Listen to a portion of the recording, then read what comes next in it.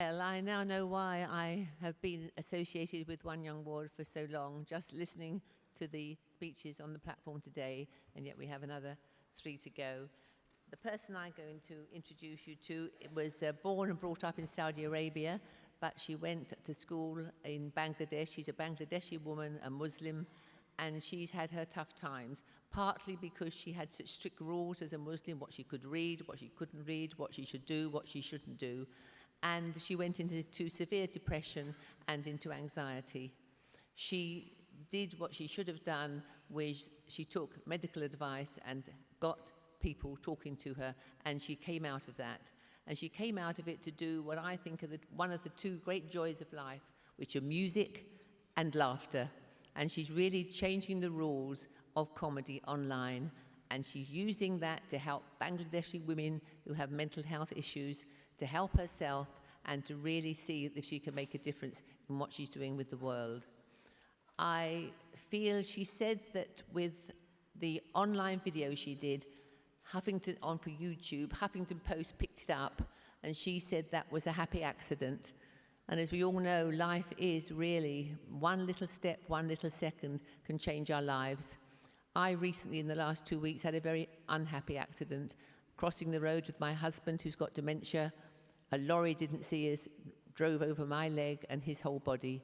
He's fighting for his life in hospital now.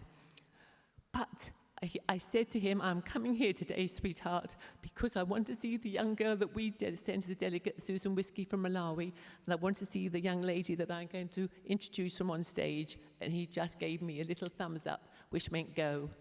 And I think that what I've learned through Young World from the years I've been here is that we can help each other, whether it's environment, global, mental illness, whatever issues come about.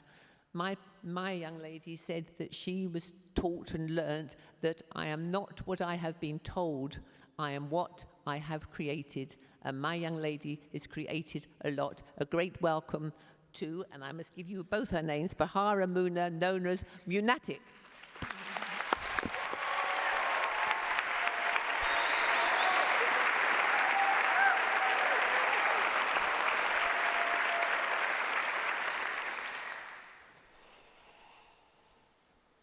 Pray your way out of it.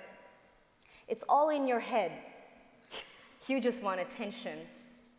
Just get over it. These were the things I heard growing up as someone who struggled with mental health. I was born into a conservative Muslim Bangladeshi family. From a very young age, I knew that my life's opportunities would look very different than those granted to my brothers. People felt entitled to tell me how I should live my life because I was a woman. This became especially clear the day my mother discovered that I was being molested by a family member.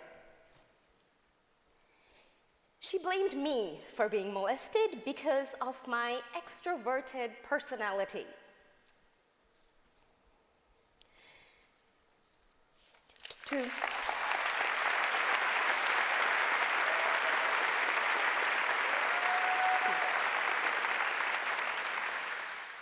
To prevent this from happening again, she felt that she needed to make me invisible. I was forbidden from doing simple things such as answering the phone or going to our balcony. For years, I felt restricted and held hostage by my gender. This constant state of disempowerment eventually led to poor mental health. My father tried to guilt me out of it. After all, I had a roof over my head and food on my plate. How dare I be depressed? Depression and anxiety are often viewed as imaginary conditions in countries like Bangladesh that can only be afforded by the ultra-rich. Middle-class South Asian families like mine neither have the time nor the patience for it. Peace is not just physical. It is mental. In the workshops I was involved with UN Women, I got to witness firsthand the role mental health plays in peace and empowerment. Young, impressionable people with poor mental health who struggle with low self-esteem, expression of identity, and autonomy over their lives are more vulnerable to radicalization and exploitation. A mentally unwell mind is a breeding ground for chaos and conflict. This has serious implications for our peaceful future as individuals and as societies. In European countries, there's an average of 72 beds per 100,000 people in psychiatric wards. In Bangladesh, there is 1 bed per 100,000 people, and 0.073 psychiatrists for that same population. This, in combination with social stigma, meant mental health for me became unbearable.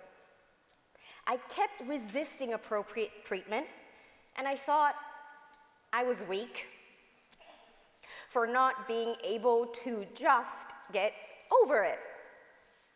So on the 8th of November 2014, I'd had enough of feeling exhausted, isolated, powerless, and hopeless. I decided to take my own life. What felt like an eternity later, I found myself sheepishly apologizing to the paramedic on that day because I'd created all this fuss. And in response, he asked, "Farhana, would you be apologizing if this was for a broken bone or a heart attack?" That was the moment I realized mental health is as real and important as physical health.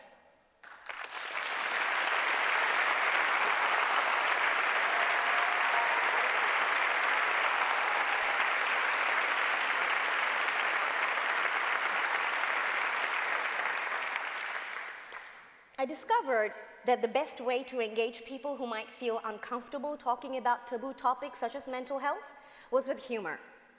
So in 2015, Munatic was born.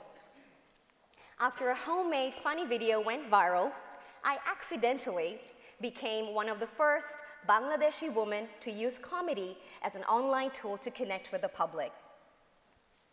Under my online alias Munatic, I make funny videos and content. I enjoy poking fun at the patriarchy by dressing up as everything from overbearing mothers to middle-aged men. Never underestimate the power of satire and cheap wigs to make people listen to what you have to say. Social media has given power to the individual storyteller. What started as a small platform now has a combined social media following of 110,000 people.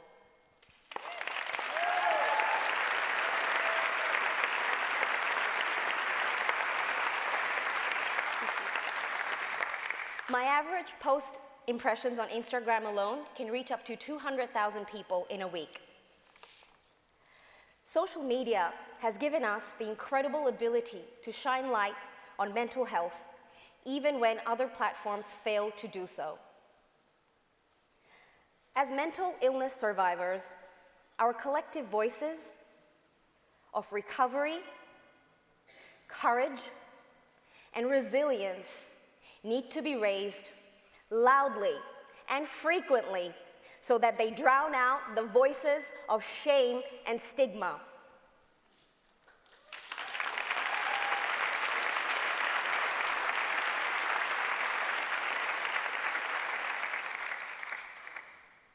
Peace starts from within. Thank you.